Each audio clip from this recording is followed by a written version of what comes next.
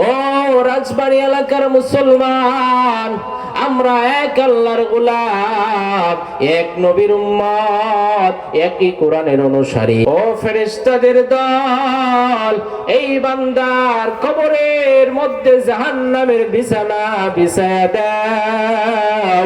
এই নাফরমানকে আমি আল্লাহ কত নিয়ামত দান করলাম, এই নাফরমান আমার সব নিয়ামত খাইয়া আমার ইবাদত করে নাই।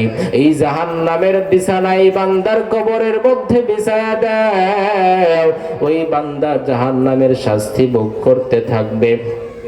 রাজবাড়ী এলাকার মুসলমান, আপনার আমার নবী বিশ্ব নবী রাহমাতুল লিল আলামিন শিখায়া দিলেন, অন্তরকে যদি পবিত্র করতে চাও বেশি বেশি করে মৃত্যুর কথা স্মরণ করো।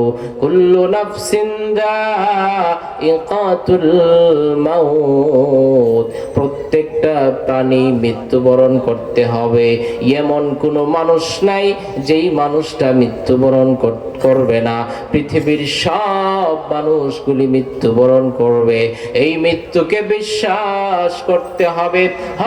হঠাৎ করে একদিন আজরাইল আপনার আমার চোখের সামনে দাঁড়ায় যাবে, আপনার আমার রূহটাকে টান দিয়া বের করবে অন্তর থেকে।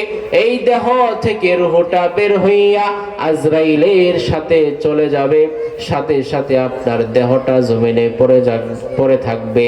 সন্তান কাঁদবে, আমার বাবা নাই। স্ত্রী কাঁদবে, আমার স্বামী নাই। স্বামী কাঁদবে, আমার স্ত্রী নাই। এইভাবে যখন আপনার কান্নাকাটি শুরু হয়ে যাবে, আপনার জন্য গরম পানি রেডি করা হবে, গোসলের ব্যবস্থা করা হবে।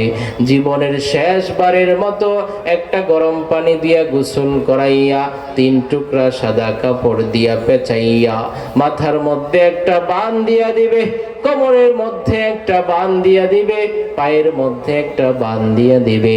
3 বান্দের আসামি বানাইয়া ওই মসজিদের খাটের মধ্যে উঠাইয়া জানাজার নামাজে জানাজা পড়াইয়া এরপরে অন্ধকার কবরের দিকে রওনা করবে। যেই কবরে মা নাই, বাবা নাই, ভাই নাই, বোন নাই, আত্মীয় স্বজন কেউ নাই। ওই অন্ধকার কবরে আপনাকে আমাকে একা থাকতে হবে। 3টা প্রশ্ন করা হবে, যদি প্রশ্ন আপনি উত্তর দিতে পারেন আপনার জন্য জান্নাত প্রস্তুত হয়ে যাবে, আর যদি উত্তর না দিতে পারেন সাথে সাথে আল্লাহ বলবে